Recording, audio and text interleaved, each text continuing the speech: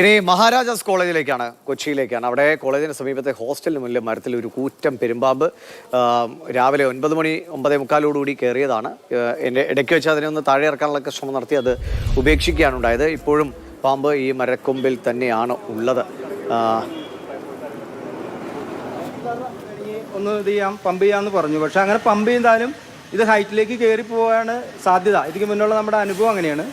പിന്നെ ഇതൊരു എന്താ പറയുക, അത്രയും നമ്മൾ ചെയ്തു, അത് ഏതെങ്കിലും രീതിയിൽ താഴേക്ക് വീഴുന്നൊരവസ്ഥ ബുദ്ധിമുട്ടാണ്. അപ്പോൾ നമ്മളിപ്പോൾ നിലവിൽ റെസ്ക്യൂ ഓപ്പറേഷൻ ഇപ്പോൾ ഇവിടെ ക്ലോസ് ചെയ്യാണ്. ഞങ്ങളിവിടെ വാച്ച് ചെയ്തുകൊണ്ടിരിക്കും. നമ്മുടെ ഒരു സ്റ്റാഫ് ഇവിടെ ഉണ്ടാവും. അപ്പോൾ അതിനുശേഷം നമ്മളിത് ഇറങ്ങി വരുന്ന മുറയ്ക്ക് നമ്മളതിനെ റെസ്ക്യൂ ചെയ്യുന്നതായിരിക്കും.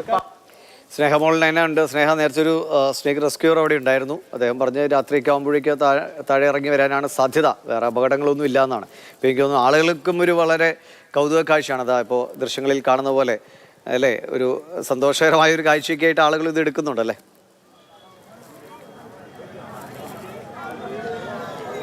തീർച്ചയായും ദിവിഷ്, രാവിലെ തുടങ്ങി ആളുകൾ ഇങ്ങനെ പാമ്പിനെ കാണാൻ വേണ്ടിയിട്ട് ഈ സ്ഥലത്തേക്ക് ഓടി എത്തിക്കൊണ്ടിരിക്കുകയാണ്. ഇപ്പോഴും അങ്ങനെ പാമ്പിനെ കാണാൻ വരുന്ന ആളുകൾക്ക് യാതൊരുവിധ കുറവുമില്ല. അതായത് അവർ പറയുന്നതനുസരിച്ച് ഏതെങ്കിലും ഒരു മരച്ചില്ലയിൽ ഈ പാമ്പ് ഇരിക്കുന്നുണ്ട്, താഴെ നിന്ന് നോക്കുമ്പോൾ അത് ദൃശ്യമാവുകയില്ല.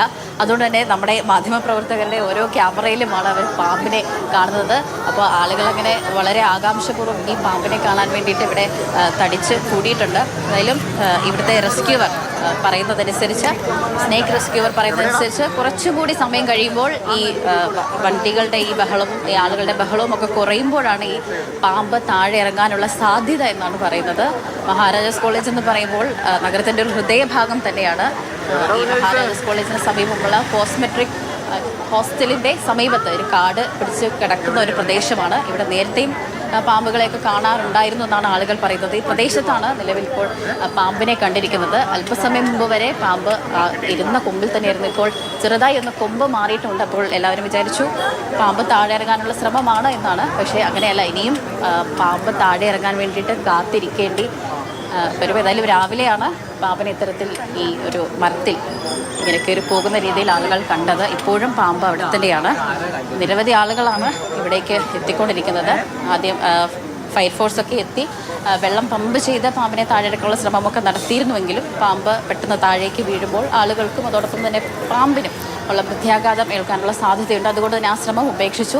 പക്ഷേ വൈകുന്നേരത്തോടുകൂടി ഇതിനെ മഴയുണ്ടാകും എന്നാണ് എല്ലാവരും കരുതിയിരുന്നത്. മഴയോ അല്ലെങ്കിൽ ഒരു കാറ്റോ ഉണ്ടെങ്കിൽ പാമ്പ് ഇറങ്ങാനുള്ള സാധ്യതകൾ ഏറെയായിരുന്നു. പക്ഷേ അങ്ങനെ ഒരു കാലാവസ്ഥയ്ക്ക് യാതൊരുവിധ മാറ്റവുമില്ല. അത് ഒരു പാമ്പ് താഴെ ഇറങ്ങാനുള്ള സാധ്യത അത് തടയുന്നു എന്ന് തന്നെയാണ് സ്നേക്ക് റെസ്ക്യൂർ അടക്കം പറയുന്നത്. എന്തായാലും ഈ ആളുകളും ഈ വാഹനങ്ങളുടെ ബഹളവും ഒക്കെ, ഇവിടെ കൊച്ചിയാണ്, സ്വാഭാവികമായും അർദ്ധരാത്രി വരെ ഈ ബഹളങ്ങളൊക്കെ തന്നെ ഉണ്ടാവും. അപ്പോൾ ഇതൊക്കെ കുറഞ്ഞാലേ ഇനി പാമ്പ് താഴെ ഇറങ്ങി വരികയുള്ളൂ എന്നാണ് ഈ സ്നേക്ക് റെസ്ക്യൂർ പറയുന്നത്.